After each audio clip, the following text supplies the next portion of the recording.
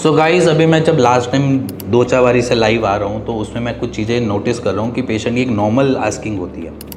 वो कहते हैं कि पेट की समस्या भी से भी हम एज़ोस्पर्मिया या ओलिगोस्पर्मिया की प्रॉब्लम में फंस सकते हैं या नहीं। तो मैं कहता हूँ कि गट एक आपकी एक ऐसी चीज़ है जो आपकी पूरी बॉडी को न्यूट्रिशन प्रोवाइड कराती है। अगर गट में कोई छेड़खानी है, गट आपका ढंग से काम नहीं कर रहा या जो आपका डाइजेस्टिव जो सिस्टम है वो ढंग से काम करने में चूक रहा है, तो वो आपके न्यूट्रिशंस को हर जगह नहीं पहुंचा पाएगा। और जब वो न्यूट्रिशन नहीं पहुंचा पाएगा तो आपकी बॉडी थोड़ी सी वीक, फटीग, क्रैम्प्स, ऐसी चीज़ें छोटी छोटी लगी रहेंगी। चाहे वो आपके काफ मसल्स में हो, चाहे आपको नींद ज़्यादा आ रही हो, चाहे आपको बार बार सर दर्द हो जाता हो, चाहे आपको गैस्ट्रिक इश्यूज़ काफ़ी बनते हो।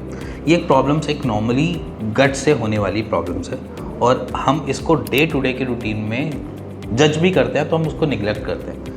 मान के चलो सर दर्द हो रहा है और ब्लोटिंग हो रही है तो एक गोली खा लो, पेंटॉप खा लो या फिर कोई सर दर्द की गोली खा लो, उससे हम सेटल हो जाएंगे। आपको भी पता है सेटल हो जाएंगे, बट वो कब तक सेटल कर लोगे? चलो अभी आपके महीने में एक बारी प्रॉब्लम आ रही है, आप उसको हफ्ते में आ रही है तो हफ्ते में खानी चालू कर रही, फिर अगर वो डेली ऐसी प्रॉब्लम्स आने लगी तो क्या करोगे? तो इसीलिए जब ऐसी छोटी छोटी प्रॉब्लम्स हमारे सामने आती है हम उसको इग्नोर करते हैं। और ये आपकी कंडीशन नहीं है, ऑलमोस्ट सभी इंडियंस ऐसा ही प्लान करते हैं कि चलो इग्नोर कर दो यार, छोटी सी प्रॉब्लम है, इसको क्या ही करें, पहले काम देखेंगे फिर अपनी हेल्थ को देखेंगे।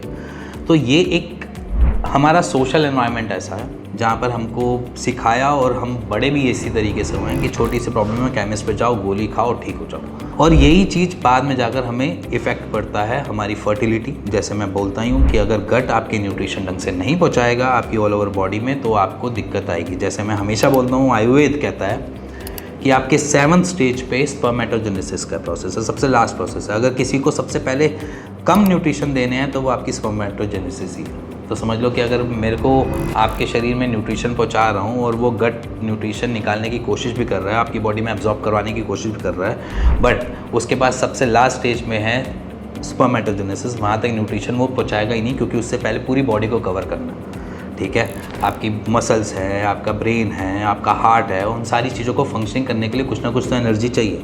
अब वो एनर्जी इन सारी जगहों पे पहले डाइवर्ट करेगा, फिर सोचेगा कि आप फर्टाइल हो या ना हो। अब इन सारी कंडीशंस में ये प्रॉब्लम आ जाती है, अगर मेरा गट स्टेबल चल रहा है और गट मेरी सारी चीज़ें सही चल रहा है तो सब सारी चीज़ें परफेक्टली वर्क करेंगी। अदरवाइज़ अगर मेरे गट में कोई भी प्रॉब्लम चल रही है और मैं उससे नज़रअंदाज कर रहा हूँ, इग्नोर कर रहा हूँ, चाहे वो उसमें कॉन्स्टिपेशन हो, चाहे वो खाना खाने के बाद में कोई डायरिया लगना हो, चाहे उसके साथ मेरे इसके साथ इश्यूज़ अलग आ रहे हों, क्रैम्प्स पड़ रहे हों पेट पे, बट वो सारी चीज़ें जितनी भी हैं वो अगर आप आज की डेट में सॉर्टेड कर लेते हो या उसके ऊपर काम कर लेते हो या उसका इलाज ले लेते हो तो आपकी फर्टिलिटी इशू नहीं आने के चांसेस बढ़ जाते हैं। अदरवाइज़ नहीं तो लॉन्ग रन में वो न्यूट्रिशन नहीं देगा, धीरे धीरे आपके स्पर्म काउंट कम होंगे। पहले एक नॉर्मल कैटेगरी होगी कि चलो ठीक है 15 मिलियन से अबव है, फिर वो धीरे धीरे 15 मिलियन से नीचे आएंगे और धीरे धीरे वो आपके लोअर साइड पे जाते रहेंगे। अब इन सारी चीज़ों से बचने के लिए एक ही चीज़ है, खाना तो आप खा ही रहे हो अभी भी, तो हम क्या करेंगे, हम करेंगे अपने गट के ऊपर काम। हम क्या करेंगे, ऐसा खाना खाएंगे जो फाइबर रिच हो। अब फाइबर रिच में भी हम ये सोचते हैं कि चलो भाई ये सलाद खा लो, सलाद से हमारी सारी चीज़ें परफेक्ट हो जाती हैं। बट जब भी हम गट की प्रॉब्लम्स को समझते हैं तो हम ये कोशिश करते हैं कि सारी चीज़ें ऐसे जाएं कि जिसमें आपको जान ज़्यादा मिले, एब्जॉर्प्शन अच्छी मिले और गट को काम करना कम पड़े।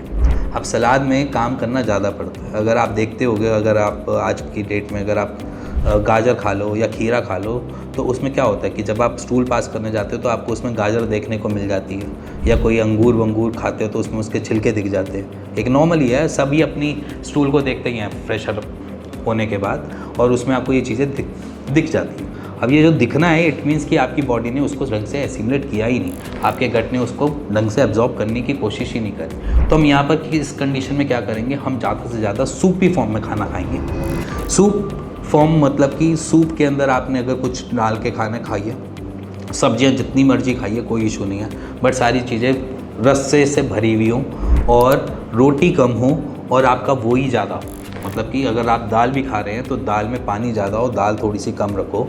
उसके साथ अगर आप चपाती खाते हो, 3 खाते हो, 2 खाते हो तो 1 चपाती खाओ और दाल ज़्यादा लो। उससे क्या होगा कि आपकी बॉडी में जितना भी ये प्री कुक्ड फूड में जाएगा या प्री कुक्ड फॉर्म में जाएगा वो जल्दी से डाइजेस्ट हो पाएगा। जो जल्दी से आपको एनर्जी दे पाएगा और आपकी फर्टिलिटी भी बूस्ट करेगा। अदरवाइज़ जो आप खाना खा रहे हो वो एब्जॉर्ब तो कर नहीं रहा, वो ऐसे ही फ्लश आउट हो रहा है आपकी बॉडी से, जिसकी वजह से आपको इश्यूज़ फर्टिलिटी के आ जाते हैं। सो इसीलिए आपको बता दिया आपकी प्रॉब्लम क्या है और उसका सॉल्यूशन भी दे दिया कि सूपी फॉर्म में ज़्यादा खाना है, प्री कुक फूड में ज़्यादा खाना है, कच्ची चीज़ों को हमने सेवन नहीं करना, डेयरी प्रोडक्ट्स को इस टाइम पे नहीं खाना।